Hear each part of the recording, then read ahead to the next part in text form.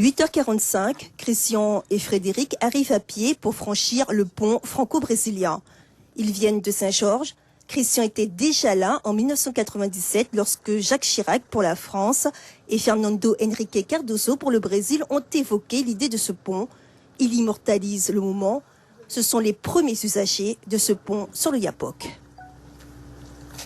Je suis content que ce pont en fait soit sorti de terre parce que je l'ai vu du départ jusqu'à la fin. D'ailleurs, j'ai des belles photos sur la construction du pont que je donnerai à la mairie peut-être s'ils me le demandent. Voilà, donc je vais rentrer dans l'histoire en fait. C'est ça, je suis content.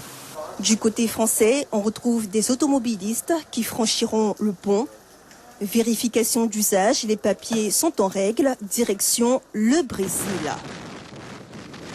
La douane est toujours en chantier.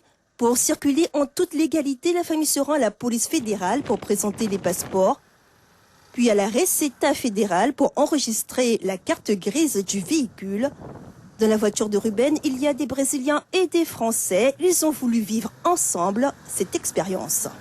Pour moi, c'est un moment historique. Puis on est les premiers à passer sous le pont. Et puis voilà. Et puis pour nous, c'est un moment de grande émotion. Côté français, Sydney est le premier Brésilien à franchir le pont sur le Yapoc. Content parce que ça fait quand même un petit bout de temps que ce pont devait être inauguré. Donc je pense que c'est déjà un premier pas. Un premier pas, je pense qu'il fallait que ça se fasse de toute façon. Pour circuler en Guyane, une assurance française est obligatoire. La douane lui propose un forfait. Si les Guyanais n'ont pas forcément besoin de visa pour aller au Brésil, il n'en va pas de même pour les ressortissants brésiliens. Soit la personne vient pour un voyage touristique, donc à ce moment-là, il lui faut un visa touristique qui a été fait au niveau du consulat de France, soit à Macapá ou à Brasilia, avec à poser sur son passeport brésilien. Cette personne a une durée de séjour autorisée qui sera marquée sur son visa. Le deuxième cas, c'est les personnes qui sont déjà résidentes. Les personnes qui sont résidentes en Guyane doivent se présenter avec leur passeport et leur carte de résident en cours de validité.